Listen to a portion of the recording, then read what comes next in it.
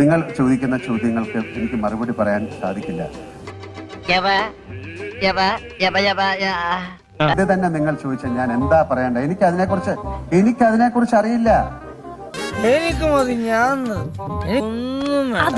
ഒരുപാട് പേര് പറയുന്നു ഇങ്ങനെയല്ല ചെയ്യേണ്ടത്, ഇങ്ങനെയാണ് ചെയ്യേണ്ടത്, അത് ചെയ്തത് ശരിയായില്ല. അവര് വരട്ടെ മുന്നോട്ട്. തീർച്ചയായിട്ടും അതെ, വീഴ്ച സംഭവിച്ചിട്ടുണ്ട് എന്നുള്ളതിൽ യാതൊരു സംശയവുമില്ല.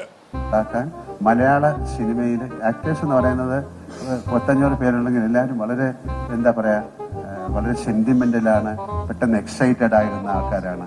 അവർക്ക് ഇങ്ങനെയുള്ള കാര്യങ്ങൾ പെട്ടെന്ന് അതിൽ തളർന്നു പോകുന്ന ആൾക്കാരാണ്. അപ്പൊ വളരെ ദുർബലമാണ് എന്റെ മനസ്സ്. പ്രേമത്തിന്റെ ആരാധകനായ ഒരു വികാര ജീവിയാണ്.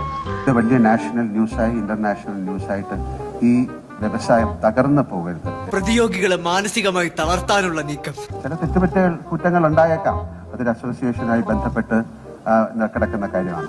അത് മനസ്സിലായി. അല്ലെങ്കിൽ ഒരു സംഘടന മാത്രം ക്രൂശിക്കപ്പെടുക എന്ന് പറയുന്നത് ശരിയല്ല. ഒരുപാട് സംഘടനകളുള്ള ഒരു വലിയ ബൃഹത്തായ ഒരു ഇൻഡസ്ട്രിയാണ് സിനിമ. അണ്ണത് കുരിശാണ്ട, അണ്ണന് കിട്ടിയൊന്നു പോരെ. അണ്ണാ കഷ്ടകാലക്ക് സമയമേ കോടക വാൽബി പാമ്പ് ഹോത്താ ഹേ. നമുക്ക് മറ്റു ഭാഷകളിൽ നിന്നൊക്കെ നമ്മളെ വിളിച്ചു ചോദിക്കുന്നുണ്ട് ഞങ്ങൾ എന്താണ് ചെയ്യേണ്ടത്. അപ്പൊ നിങ്ങൾ ഒരു കമ്മിറ്റി അതുപോലെ തുടങ്ങാനാണ് പറഞ്ഞത്. ഇവിടെ നിന്ന് തുടങ്ങട്ടെ, കേരളത്തിൽ നിന്ന് ഒരു വലിയ മൂവ്മെന്റ് ആയിട്ട് ഇത് മാറട്ടെ. ജ്ഞാനത്തിന്റെ അപാരമായ അർത്ഥമില്ലാത്ത തലങ്ങളിൽ അനാവശ്യമായി സഞ്ചരിക്കുന്ന തിരുമന്ത. അധികാരമായിട്ട് ഒരു അഭിപ്രായം എന്നോട് ചോദിച്ചു കഴിഞ്ഞാൽ എനിക്കാണ് അല്ല എന്ന് പറയാൻ ഉള്ളൊരു അവസരം എനിക്കില്ല, ഞാൻ പറയില്ല. മോഹൻലാലിന് പറ്റുന്ന കാര്യങ്ങൾ മോഹൻലാൽ പറഞ്ഞിരിക്കുന്നു, അതിലപ്പുറം പറയാനുള്ള ശേഷി അദ്ദേഹത്തിനില്ല എന്ന് അദ്ദേഹം തുറന്നു തന്നെ പറഞ്ഞിരിക്കുകയാണ്. ഞാൻ സംസാരിച്ചോട്ടെ. ഞാൻ ഡയലോഗ് പറഞ്ഞ നീ കരഞ്ഞു.